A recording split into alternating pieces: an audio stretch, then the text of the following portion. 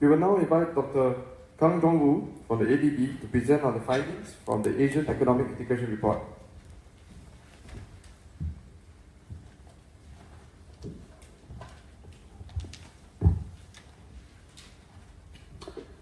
Thank you, everyone. Good morning to you. Actually, Dr. Sawada's opening remarks has provided a very good summary of the main findings of our report. So my presentation may have some duplication with what he has already explained, but let me try to run you through of the major findings of our report, AEIR 2017. This report has 5 key messages, if I may.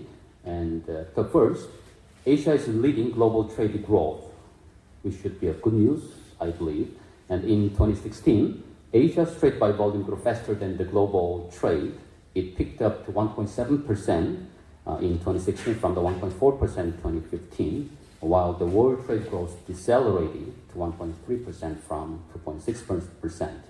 In addition, Asia's interregional trade share hit record high in 2016 at the ratio of the 57.3%. We believe, as was mentioned by Dr. Sawada during his opening remarks, this offers the strong buffer against the potential uncertainties in the global trade policy environment.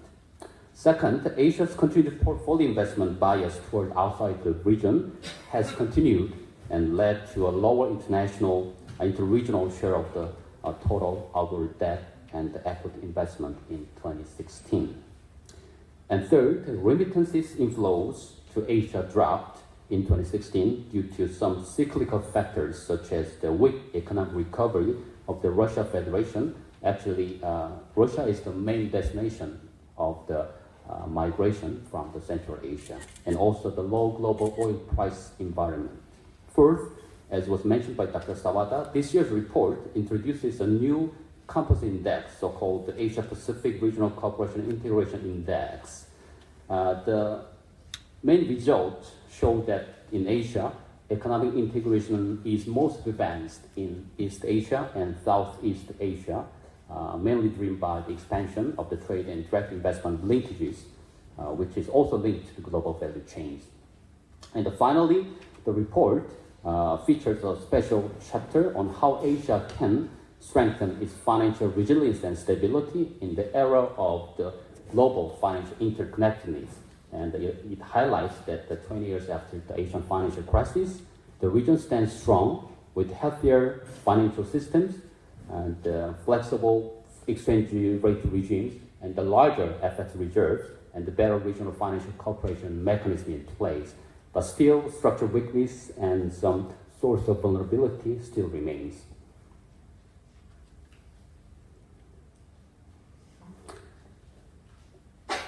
So Asia's integration has progressed steadily. Across trade, FDI, and equity and debt transactions, interregional share all rose compared to early 2000s. However, as was mentioned by Professor Sawada, people movement within the region is falling behind as lower interregional migration and remittance shares indicate in this chart.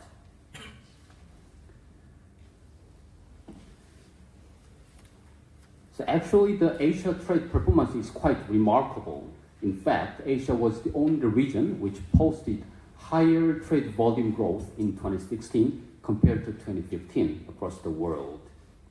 And after hitting bottom in 2015, Asia trade volume growth picked up during 2016 and further accelerated coming into 2017. Actually, during the first half of this year, the Asia trade volume growth reached 7.4%. And the trade value also started to pick up during 2016, partly due to the rebound of the global commodity prices.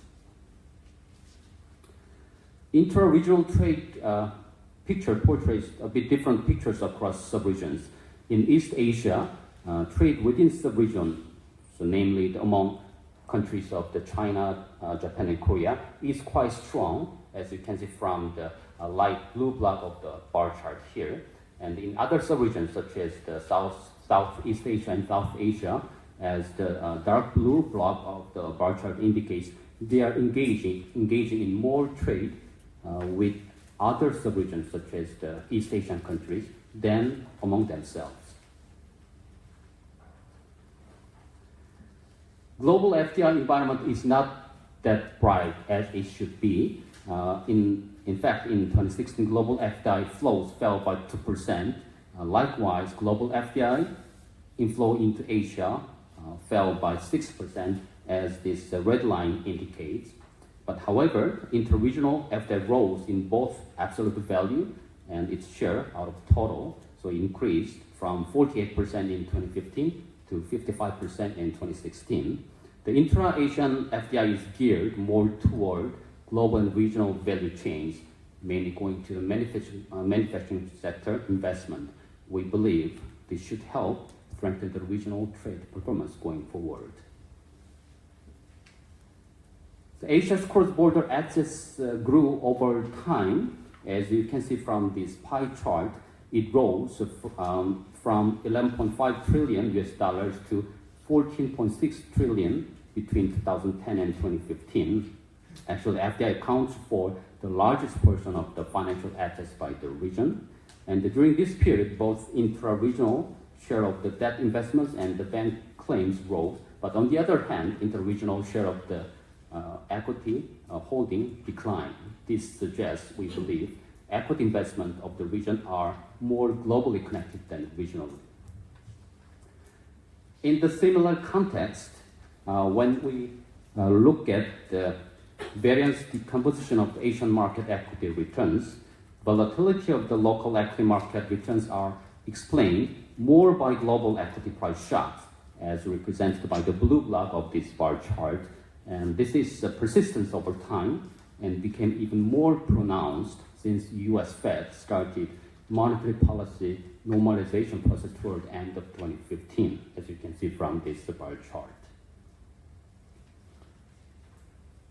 Remittance to the region dropped, as I mentioned before, to the 260 billion in 2016 from the 270 billion in 2015, which was the largest drop since 2009. The effect was the most acute in Central Asia due to the economic slump in Russia Federation. As I mentioned, Russia is the main migration destination for many of the Central Asian countries.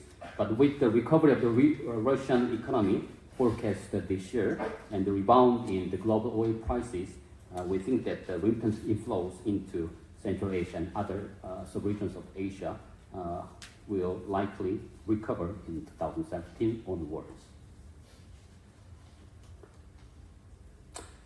As was mentioned by Dr. Sawada, this year's report introduces new regional cooperation and integration index.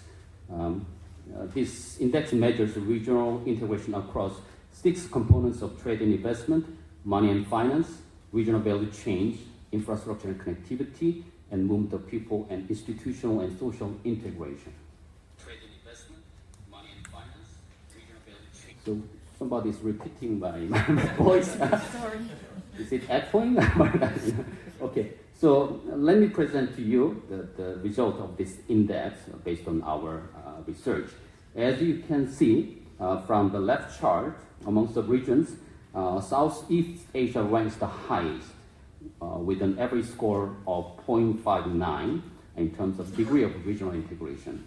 And the East Asia comes second, and the Central Asia is the lowest. As you can see from the right chart, across the 6-dimensional aspects, Southeast Asia is the most regionally integrated in trade and investment, and also in movement of people. East Asia comes second with its overall balance scores across the 6 dimensions. And in contrast, inadequate infrastructure and connectivity constrains South Asia and Central Asia's regional integration progress.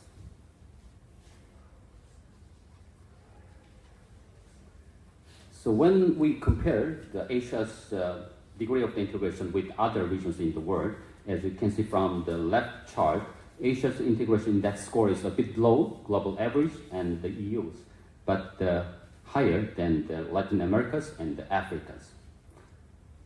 From the right chart, as you can see, EU outperforms all other regions across all 6 dimensions. Asia performs quite well, the highest in the trade investment. But Asia's institutional and social integration is the weakest link for the progress in terms of the regional integration. Okay, so every year we present further progress made in the sub-regional cooperation program based on some inputs from our operational colleagues inside the bank, and this year we also updated the progress made in the past 1 year, so you can find more detailed information from our report. So let me move on to the theme chapter of this year, and the report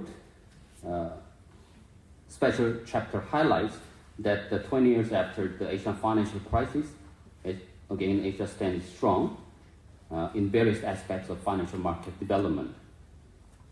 But the significant challenges persist, and the new challenges have emerged over time. And the remaining challenges include, as was mentioned by Dr. Sawada, currency and the maturity mismatches at the institutional level, and the heavy bank dominance in the financial market, and the lack of the alternative market funding mechanism, including the debt financing through bond issuance and the equity financing.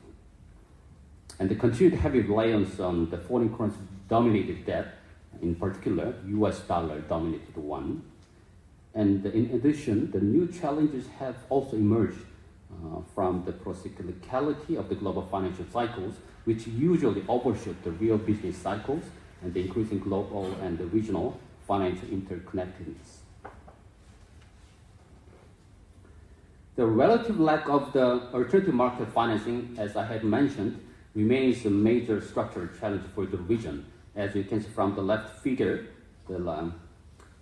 in 2016, bank lending in emerging Asia reached 114% of GDP, dwarfing stock market capitalization ratio of the 68% and the outstanding corporate bonds at 22% only in the region. So continued high reliance on US dollar dominated funding, as you can see from the right figure, comparing the pre-AFC Asian financial crisis period and the most recent period of the Q1 2017, it has significant implications for the transmission of the global financial conditions to the domestic financial market, we believe. Such concentration leaves the region's financial systems vulnerable to external shocks in foreign currency liquidity conditions and related potential capital flow reversals. So corporate and household debt and its related leverage growth continue to be a concern for the several economies in the region, as you can see from the left figure. For example, in China PRC, growing corporate debt is an issue of concern for the policymakers of the country. And also in Korea, the household debt increased from 74% of GDP in 2008 to about 90% by 2016. Thailand and Malaysia show similar trends in this regard. From the right chart, we show the non-performing loan ratios in Asia. Actually, the NPL ratio have been trending downward since the AFC, but recently bank balance sheet have deteriorated, causing some amount of the buildup of some amount of NPLs in some of the economies in the region. As you can see from the right-hand side chart, NPLs have increased in the countries of the PRC, India, Bangladesh, Indonesia, and Mongolia, among others. In this report, we undertook 3 kinds of empirical analysis to examine new challenges to Asia's financial stability. First is an analysis of the evolution of the global financial network over the past 2 decades. Second, the impact of the bilateral cross-border bank liabilities on the capital outflows during the crisis period. Third, microfinancial implications of the increase in the NPLs in some of the countries in the region. Let me go over one by one for the 3 exercises. As you can see from this chart, empirical analysis of the 42 equity markets worldwide from 1996 to 2016 shows a deepening and growing complexity in Asian financial market interconnectedness. Actually, the lines indicate the existence of the link in terms of the impact and response relations in the equity markets based on the significance of the granular causality, while the density of the lines denotes the strength of the links based on the forecast error variance decomposition exercise. As you can see from the chart, which are showing the changing trend over time, during the periods of stress, markets become more interconnected, as demonstrated by the growing number of connections between countries. On the other hand, after the crisis, many connections fall. But still, the post-crisis networks are more interconnected than pre-crisis, suggesting the general overall trend of increasing financial interconnectedness over time. Second exercise, we are presenting the result of through this table. The analysis of bilateral cross-border bank claims between the economies suggests that the larger the direct and the indirect liability exposure of the banking sector in the emerging economies to the banking sector in the crisis hit advanced economies prior to the crisis, the more likely, the higher, larger capital outflows the emerging economies tend to experience during the crisis period. That's the main message of this exercise. The last empirical exercise on the NPLs are presented in this chart. The slump in the real economy, as you know, can cause a rise in the NPLs, but likewise, a sustained increase in the NPLs can also cause some harm to the real economy. As you can see from this impulse response function of the vector of the regression result, from the leftmost chart of the figures, the one standard deviation rise in the NPL level can cause around 4% decline in loan or credit growth of the real economy. And also from the center chart, we can see it can cause around 0.2% increase in unemployment rate, and the rightmost chart shows that it can also cause around 0.2% decline in the GDP growth in the subsequent years after the NPL shock. Let me wrap up this theme chapter by presenting some of the policy considerations we are presenting in this report to enhance the financial resilience and stability of the region. The first key lesson drawn from recent crisis is the need to strengthen the macro-prudential regulation and supervision in the region. Those policy tools such as the counter-cyclical provisioning requirement, capital and liquidity buffers, and other balance sheet instruments can be useful policy tools in mitigating such as systemic risks and the procyclicality of the financial cycles. And the second, further developing local currency bond markets across the region is the key to enhancing financial resilience and mobilizing stable and long-term finance in the region. Actually, Asia has made significant and remarkable progress over the past decades, but more needs to be done, including the improving the market efficiency of the bond markets, in particular local bond markets, and the broadening the investor base for the bond markets, and also deepening secondary market efficiency, and lastly, integrating the bond markets more regionally. And the third, the systemic importance of some large regional financial institutions underscore the need to discuss the regional regulatory cooperation. For example, supervisory colleges for regionally active foreign banks can be an effective regional cooperation tool to strengthen cross-border supervision mechanism. And then lastly, the region should consider reviewing and strengthening the existing financial safety nets. In this regard, we think that strengthening the Chiang Mai Initiative multilateralization, CMIM, and its regional macroeconomic surveillance unit, the ASEAN Plus 3 Macroeconomic Research Office, AMRO, can help in safeguarding the region's resilience and stability against potential shock coming from outside the region in this regard. Let me stop here. Thank you everyone for listening to this presentation. Thank you.